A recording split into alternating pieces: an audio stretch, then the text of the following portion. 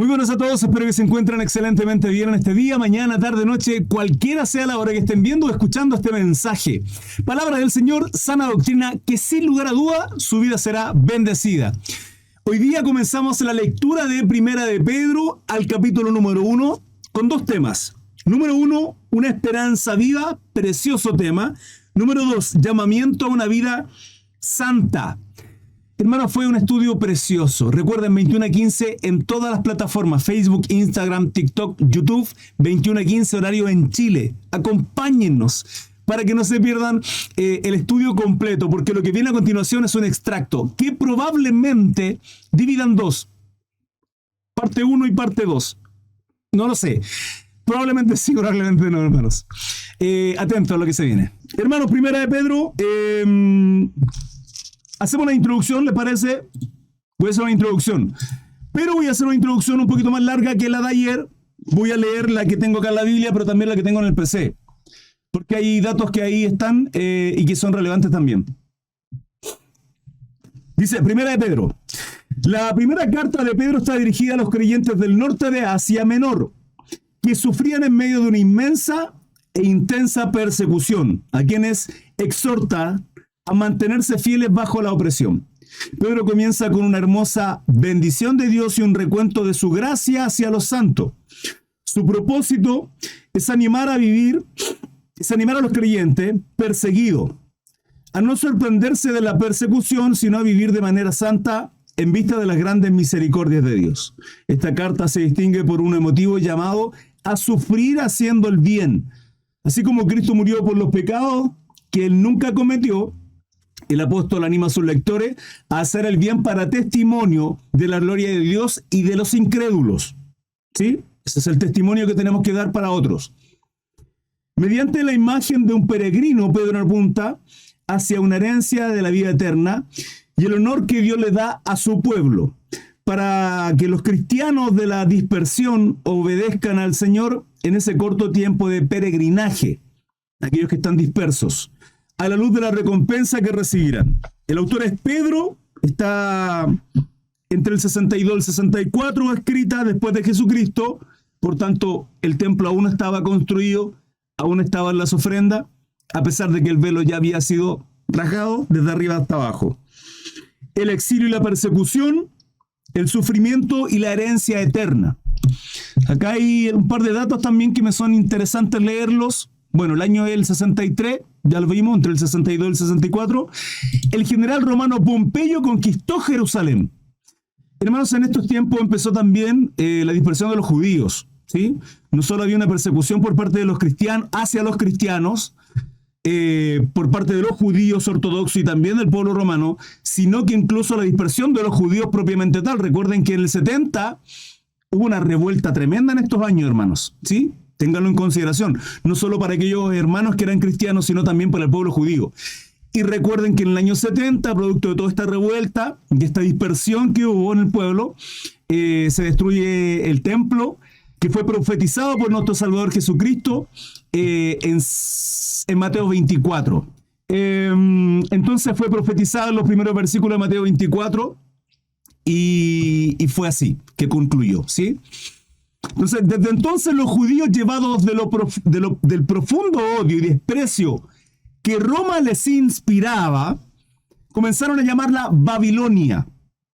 Es importante esto porque lo vamos a ver mencionado en adelante. El nombre de la antigua ciudad que evocaba en ellos la imagen de un pueblo y de un mundo pagano, blasfemo y corrupto. La iglesia, al igual que los judíos, también utilizó el nombre de Babilonia para simbolizar a la poderosa Roma imperial. Apocalipsis 14:8, 16:19, 17:5, 18:2, 10 y 21. Son las citas en Apocalipsis. Y así Pedro se refiere a ella cuando transmite a los destinatarios de su carta el saludo de la iglesia que está en Babilonia. ¿Se dan cuenta? En Roma. La primera epístola de San Pedro, o Primera de Pedro, no ofrece datos que permitan identificar a sus lectores inmediatos. Tan solo dice que vivían expatriados de los territorios de Ponto, Galacia, Capadocia, Asia y Bitinia. Esto lo vamos a ver en los primeros versículos. 5 regiones en el centro y norte de Asia Menor, actualmente Turquía, por cierto. Probablemente se trata de pequeños grupos cristianos compuestos por conversos de origen gentil y que formaban parte de la diáspora o dispersión. En general debían su creación a la obra misionera del apóstol Pablo y sus colaboradores. Bueno, generalmente, y vimos, ¿sí? Las cartas, y hemos estudiado hasta ahora, las cartas de Pablo, de cómo abarca Asia Menor. Aunque no poseemos indicaciones precisas acerca del tiempo de composición de esta carta, se cree que fue cerca del año 64. En Roma, poco antes de la gran persecución de Nerón que desató contra los cristianos de aquella ciudad. El propósito ya lo leímos, la estructura medianamente, sí, los temas y el esquema. Perfecto, hermanos. Ahora sí, en el nombre del Padre, Hijo y Espíritu Santo damos lectura a la palabra. Pedro, apóstol de Jesucristo, a los expatriados de la dispersión en el Ponto, Galacia, esto es Gálatas, ¿sí? Capadocia, Asia y Bitinia, elegidos según la presencia de Dios Padre, en santificación del Espíritu. Recuerden, cuando aparece Espíritu con mayúscula, se refiere al Espíritu Santo, para obedecer y ser rociados con la sangre de Jesucristo. Esto en términos de ¿qué? De ser purificado, santificado, haciendo referencia a lo que se hacía en el Antiguo Testamento para limpieza, purificación, ¿sí? Expiación de pecado por medio del sumo sacerdote y el sacerdocio en general. Gracia y paz os sean multiplicados. ¿Sí? Estos dos versículos como salutación del apóstol Pedro. El mismo apóstol Pedro.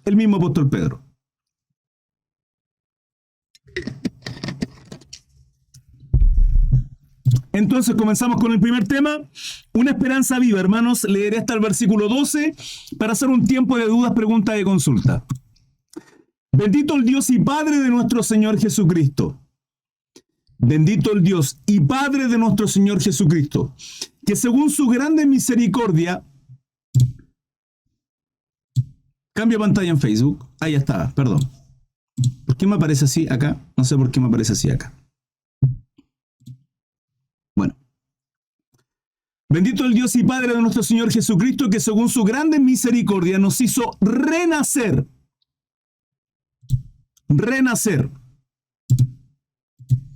Lo mismo que la conversación que tuvo nuestro Salvador con Jesucristo con Nicodemo, hermano, mi memoria. Con Nicodemo, cuando le va de noche oculto para que nadie le vea, ¿sí? Y se le acerca y le dice, ¿tiene que volver a nacer? Bueno, según su grande misericordia nos hizo renacer para una esperanza viva por la resurrección de Jesucristo de los muertos. Esto es por causa de lo que Cristo hizo en la cruz, hermano. ¿Ok? Es importante entender. Tengo unos podcasts con respecto a eso. Lo pueden buscar en mis redes sociales. No sé si está en YouTube, pero si está en Spotify, Apple Podcast, creo. Está por ahí con relación a la conversación, lo que significa volver a nacer en Cristo Jesús y la conversación que tuvo con Nicodemo. Hermanos, cuando entendemos que somos nueva creación en Cristo, es una decisión que tomamos ya maduros, ¿sí? Conscientes de que vivimos una vida en rebeldía, alejados de Dios, en pecado, y que por causa de eso muertos espiritualmente, lejos de la presencia de Dios, y que en Cristo Jesús somos restaurados, somos renovados y somos hechos nuevas criaturas conforme al Espíritu, ¿sí? A la gracia por medio de la fe que nos ha sido dada por nuestro Dios. Y eso implica, hermano, que si volví a nacer, son todas las cosas nuevas, ¿sí? Debemos entenderlo esto. Hay cristianos que aún no lo entienden. No con esto no estoy diciendo que no sean salvos, que no sean hijos de Dios, no. Sino el entender lo que significa esto, la profundidad, hermanos, es comprender que todo mi pasado, Todo lo que haya vivido, lo que me hayan hecho, cualquier cosa, ya era. Suéltelo. Suelte perdón sobre ello. ¿Sí? Todo el dolor, toda la amargura, todo el quebranto, toda la angustia, cualquiera sea la situación que haya vivido, un quebranto matrimonial, el abandono de sus padres, hermanos, un sinfín de cosas que pudimos haber vivido e incluso en pecado, ya quedó atrás. Somos hechos nuevos, somos nueva criatura.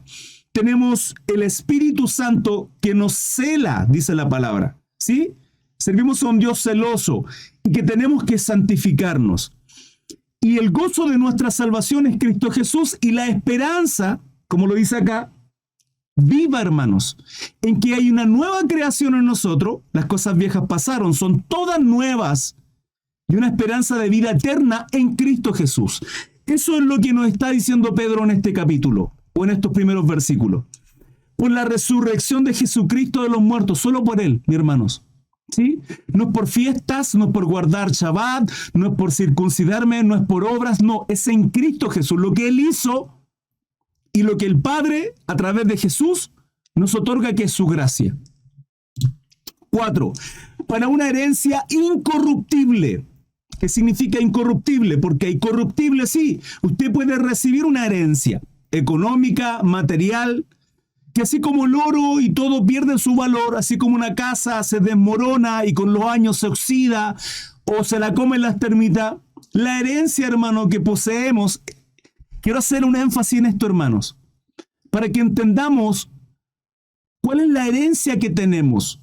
Que dejemos de poner nuestra mirada en las cosas ínfimas, pequeñas, temporales y sin ningún tipo de valor, que son las que están en este mundo. Cual sea la situación que estemos viviendo, cual sea la herencia que tengamos, cual sea la riqueza o economía, hermanos, nuestra mirada tiene que estar puesta en la salvación en Cristo Jesús, en su gracia, en su misericordia, en la esperanza de vida eterna. Es ahí donde tenemos que poner nuestra mirada. Para una herencia incorruptible, dice Pedro, incontaminada e inmarcesible, reservada en los cielos para vosotros, dice. Para nosotros, hermanos, que sois guardados por el poder de Dios mediante la fe. Somos guardados. ¿Mi salvación está guardada? Sí. ¿Mi fe está guardada? Sí. ¿Mi vida está guardada en la diestra de un Dios todopoderoso al cual yo sirvo? Que es todopoderoso, hermanos. Que soy guardado por el poder de Dios mediante la fe para alcanzar la salvación que está preparada para ser manifestada en el tiempo postrero. Hermano, ¿esa salvación está manifestada hoy día? No, pero lo creemos en fe. ¿Sí? Porque por fe vivimos, en fe andamos. 6. En lo cual vosotros os alegráis.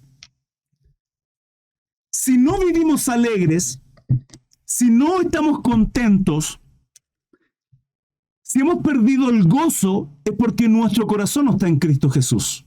Es porque no estamos poniendo nuestra mirada en la única fuente inagotable de gozo, que es Cristo Jesús. Hermano, Él reina a la diestra del Padre. Y Él es la fuente inagotable de alegría a nosotros, siempre y cuando pongamos nuestra mirada en Él. Eso es lo que Pedro nos está mostrando, eso es lo que Pedro nos está recordando, que como cristianos tenemos que poner nuestra mirada en Cristo para recordar que hay una esperanza y una herencia de vida eterna en Él. Aunque ahora, por poco de tiempo, si es necesario, tengáis que ser afligidos en diversas pruebas. Mi hermana Catita en TikTok me hizo una pregunta hace unos minutos, para aquellos que no estaban, y me pregunta: hermano Cris, quiero entender algo. ¿Las pruebas que pasamos es porque Dios las pone o es porque nosotros las buscamos? Y hay varias respuestas para esa pregunta. Y en este caso, Pedro nos está respondiendo una parte de esas preguntas, si es necesario. Pero nuestro corazón, hermano, yo tengo una filosofía de vida, y es que me preparo para lo peor, siempre trato de prepararme para lo peor, pero esperando siempre lo mejor. ¿Cómo es, hermano Cris? Sí, tengo fe en que van a resultar las cosas, en que los proyectos que tengo, en que los anhelos que deseo, en que aquellas cosas que visionan mi corazón, las quiero alcanzar, ¿sí? Cual sea. Las tengo ahí. Deseo, sí, tengo fe en que se van a alcanzar, ¿sí? Mediante una oración y pidiendo a Dios dirección. Pero siempre y cuando me prepare para lo peor. ¿Qué es lo peor? En que si no funciona, un plan B. En que si esto no pasa, perfecto, ya sé cómo actuar, ¿sí? Me anticipo a una situación. Esa filosofía, no, hermano, nos va a ayudar a estar alerta, expectante a todos los casos que puedan haber, en cualquier tipo de situación, ¿sí? Por tanto, si a mí la palabra me muestra que nuestro Salvador Jesucristo padeció, sufrió por darnos vida eterna, por amor y misericordia, y porque tenía que ser perfecto, justo, y ser sacrificado para nosotros por una vez y para siempre, ser justificados, limpios, puros y salvos, hermano, ¿qué nos espera el resto? Si somos juntamente crucificados con Cristo, y cada día nuestra vida tiene que ser así. Si Él nos dice que tenemos que poner nuestra otra mejilla, si Él nos dice que somos bienaventurados, si somos vituperados, golpeados, encarcelados, hermano, basta como murieron los apóstoles. Entonces, prepararnos para ello absolutamente. La palabra, todo el Nuevo Testamento nos habla. Podemos ver en el Antiguo Testamento cómo los profetas eran perseguidos y asesinados, hermano. Podemos ver también cómo Juan le cortaron la cabeza por predicar la moralidad de un Dios, que es el mismo Dios inmutable que ha operado desde el principio hasta la eternidad. Es el mismo, Dios es inmutable, Dios no cambia. Y si vemos cómo los siervos de Dios han sufrido de esa manera, hermanos, ¿qué nos espera a nosotros? Por tanto, debemos prepararnos, ¿sí? Debemos prepararnos. Estamos preparados y capacitados para toda buena obra, dice la palabra. Y solo con la ayuda del Espíritu Santo podremos tener la fortaleza sobrenatural que tuvo Esteban cuando fue apedreado. Hermanos, se vienen tiempos difíciles. Maranata, Cristo viene. Cristo viene. Maranata significa que nuestro Salvador viene por su iglesia, por una iglesia ataviada en santidad. Mateo 24 lo dice. Mateo 25, las vírgenes sensatas, 5 prudentes. Es así como tenemos que estar. Y Mateo 24 habla que en los últimos tiempos habrá persecución, porque lo habrá, hermanos. Y tenemos que estar preparados para ello. Tenemos que estar expectantes y atentos para eso. Ahora, hermano Cris, ¿y si no pasa? Perfecto, no pasa. Dios sabrá el por qué. Pero tenemos que estar preparados, porque si es necesario, dice 1 Pedro 1:6, tengáis que ser afligidos en diversas pruebas. Ahora, estas pruebas son porque Dios las permite. Claro, nuestra fe es probada. Hermanos, la única manera que yo pueda tener paciencia no es diciéndole al Señor, Padre, dame paciencia. Y el Señor va a decir, ok, hermano, hijo mío, no te preocupes. Ve a la esquina y compra 1 kilo de paciencia. No, hermano. Usted va a ser probado para que su paciencia sea un fruto del Espíritu. Hermano Cris, no aparece en Gálatas. Hermano, hay un montón de frutos que tienen que ver con el fruto del Espíritu, que es uno, que lo que une todo es el amor, que va a estar ahí, ¿sí? Y somos probados. Nuestra paciencia será probada, nuestro amor será probado, nuestra misericordia, nuestra empatía será probada. Todo será probado en nosotros para que sea reflejado el carácter de nuestro Salvador Jesucristo en nosotros. Y es necesario que sea así. Es la única manera. Porque ¿cómo voy a tener paciencia si no soy puesto a prueba para tener paciencia y mi paciencia vaya creciendo? ¿Cómo voy a tener fe si la fe es la certeza de lo que se espera, la convicción de lo que no se ve? Pero tengo que caminar en fe. Y Dios no me va a mandar 1 kilo de fe una mañana, otro medio litro o kilo de paciencia otro día. No, hermanos. Entonces, vivimos situaciones desesperanzadoras, angustiosas, tristes. En muchas ocasiones nos bajan los brazos, en muchas tristeza y angustia en nuestros corazones, con lágrimas en nuestros ojos. Y sin entender el propósito del porqué, debemos confiar, sabiendo que servimos a un Dios todopoderoso. Y si la palabra a mí me dice que para los que amamos a Dios, todas las cosas nos ayudan a bien, es porque todas las cosas nos ayudan a bien. Ahora, va a surgir en medio de esa angustia, en medio de esa situación desesperanzadora, quebrantadora probablemente, ¿sí? De lágrimas, de tristeza y de angustia, van a surgir frutos preciosos, hermanos. ¿Cómo yo puedo socorrer a alguien en una aflicción si yo no he vivido esa aflicción? ¿Cómo yo puedo abrazar, animar a alguien si yo no he vivido situaciones en las que me he visto desanimado? Y que tal vez tanto Dios a través de un siervo, una sierva, ha animado mi vida y yo bendigo la vida de otras personas. ¿Me explico? Entonces, esas pruebas Dios las coloca para que nosotros nos capacitemos, para que en nosotros haya empatía, misericordia, para que podamos ver la cruz de Cristo y sentir también lo que Cristo sintió por cada uno de nosotros, hermanos, para salvar nuestras vidas. Y esa es la forma en que nosotros tenemos que actuar también para con otros. Ahora, eso es aunque nosotros hagamos las cosas bien, aunque nosotros andemos en santidad, aunque nosotros estemos perfectamente bien en todo, hermano. Cuando andemos con la unción como de un león rugiente y sentamos que todo lo que hacemos Dios está con nosotros y respalda absolutamente, hermanos, con una fe tan grande que tenemos el deseo de decir, colóquenme en medio del partido de fútbol más conflictivo en cada país. En Chile el Colo con la U, en Argentina River con Boca Juniors, en España Real Madrid, y en medio los voy a exorcizar a todos y quitar la idolatría a todos, hermanos. Cuando tenemos esa fe tan grande que sentimos que somos los más ungidos del mundo, Dios está con nosotros, pero también en los momentos en que nos sentimos como gatos mojados en medio de una lluvia, Dios está con nosotros. Servimos a un Dios todopoderoso que nos dice, todo lo que ocurra en tu vida, todo ayuda y redunda para bien en el propósito que Dios tiene con nosotros. ¿Cómo lo sabemos? ¿Qué respaldo bíblico tenemos? La vida de Job. Job no había hecho nada incorrecto, era un hombre que sus labios estaban apartados del pecado, del mal. Pablo, y fue puesto a prueba.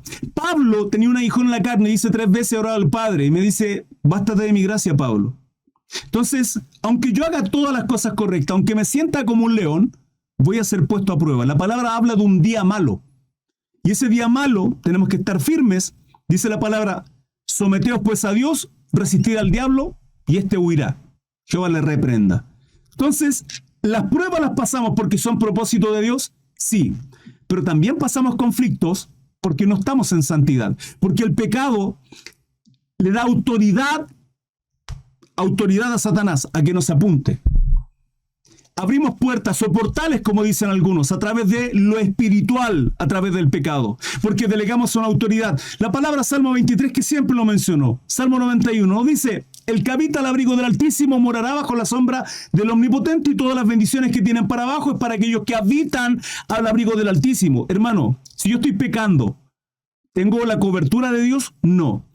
Jehová mi pastor, Salmo 23, nada me faltará. Perfecto, Jehová es mi pastor, yo lo creo, nada me falta. Pero Jehová tiene que ser mi pastor. Yo tengo que ser su oveja y tengo que escuchar, oír y obedecer su voz.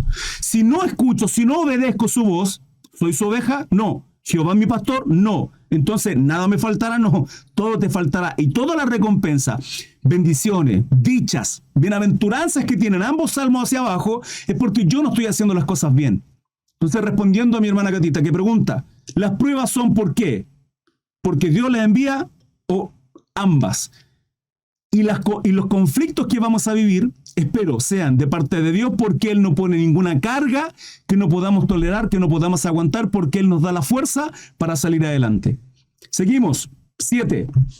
Para que sometida a prueba vuestra fe, mucho más preciosa que el oro.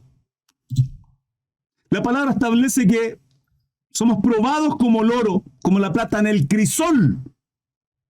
En el crisol, hermanos. ¿Saben lo que es eso? En ese fuego ardiente que derrite el oro como si fuese líquido. Así somos probados. Para que sometida ahí a prueba vuestra fe, mucho más preciosa que el oro, el cual, aunque perecedero, porque perece el oro, perece, hermanos, se prueba con fuego, sea hallada en alabanza, que nuestra fe sea hallada en alabanza, gloria y honra cuando sea manifestado Jesucristo. Entonces, ¿qué tiene que ser hallada en alabanza, gloria y honra? Cuando nuestro Salvador venga, nuestra fe. ¿En qué? En Él. ¿Recuerdan el título? Una esperanza viva. 8. Esto es hasta el 12, hermano, y damos... Sí, 12. Y damos tiempo para dudas, preguntas, consultas que puedan tener. A quien amáis sin haberle visto, en quien creyendo, aunque ahora no lo veáis, Jesucristo nuestro Salvador, os alegráis con gozo inefable y glorioso.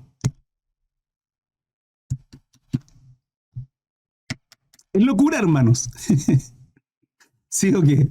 Es locura, hermanos. En medio de una alabanza, en medio de una canción, cuando adoramos al Señor y estamos ahí en el Espíritu adorando, cantándole, y sentimos un gozo inefable. Es imposible describirlo. Podemos tratar de explicar, ¿sí?, lo que sentimos, pero para un natural, para un inconverso, hermanos, ni siquiera entre nosotros somos capaces de poder comprenderlo. Ni siquiera uno mismo. Sentir la presencia de Dios y el gozo, lo glorioso que es ese momento.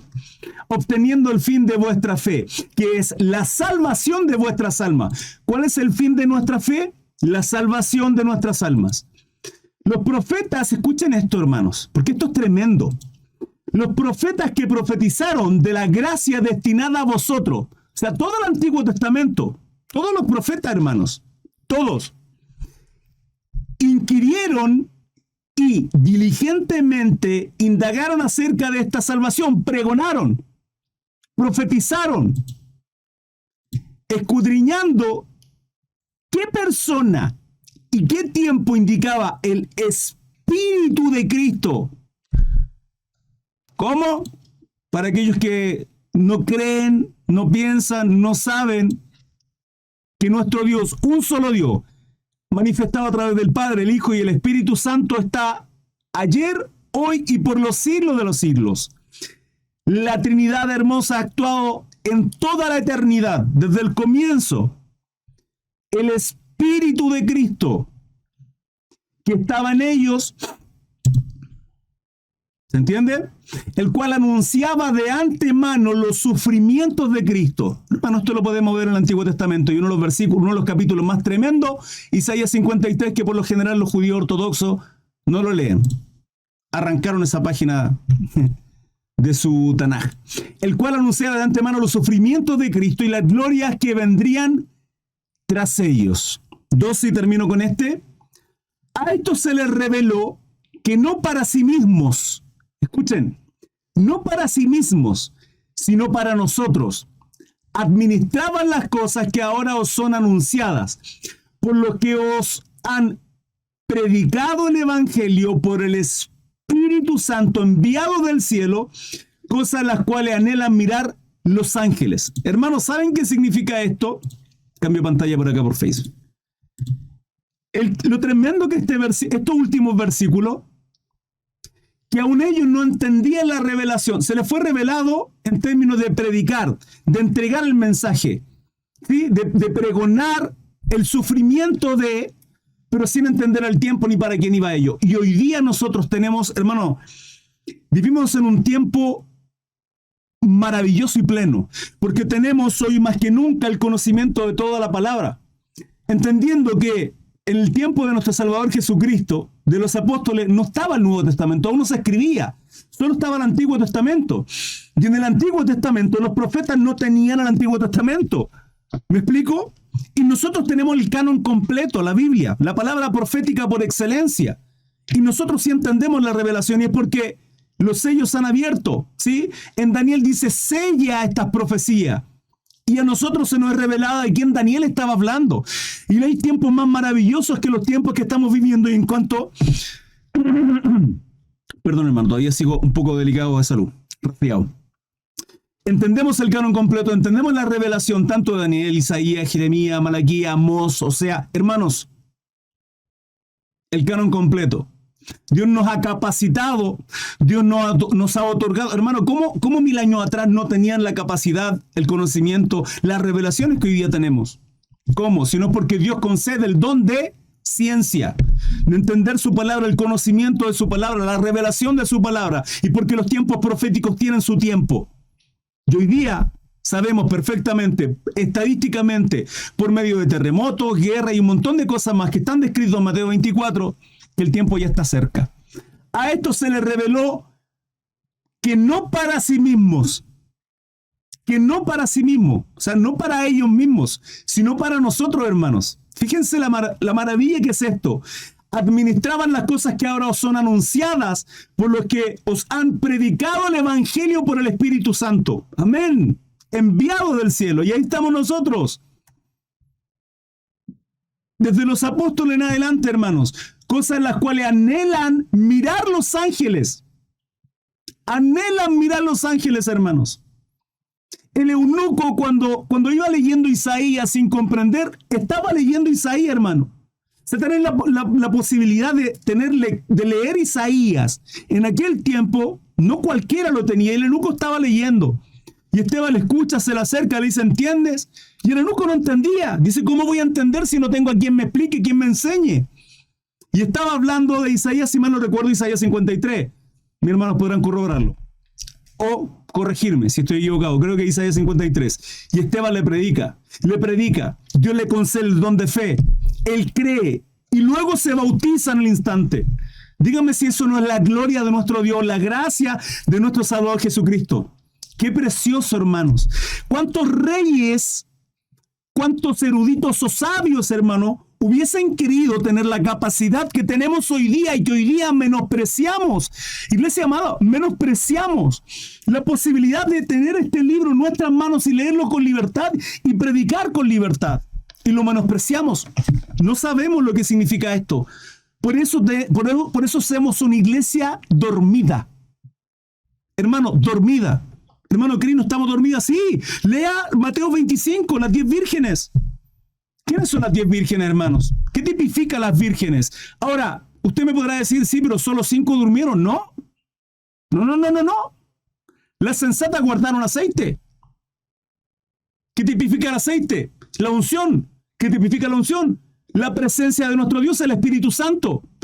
Y si nosotros somos la luz, por tanto lámpara, y hay aceite, por tanto Espíritu Santo en nosotros, santificándonos, ¿qué significa eso?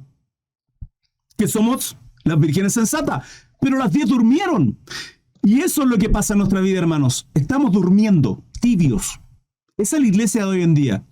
Lo que se viene es necesario para que la iglesia se ponga en pie, para que se extrapole todo, porque donde sobreabunda el pecado, sobreabunda la gracia. Y sin lugar a dudas, soy un convencido, hermano, un convencido, como muchos otros siervos y hermanos y hermanas que también creen que vendrá un avivamiento grande, hermano, grande. Y que solo el Espíritu Santo nos dará el gozo, nos dará la paz y la suficiente fuerza para mantenernos firmes, como lo hizo Esteban si teníamos que ser apedreados. Por lo tanto, tenemos que resistir lo que se venga y predicar a Cristo Jesús, que solo en Él hay salvación, por medio de Él hay una herencia inquebrantable, inconmensurable, eterna, incorruptible. Una esperanza viva en Cristo Jesús.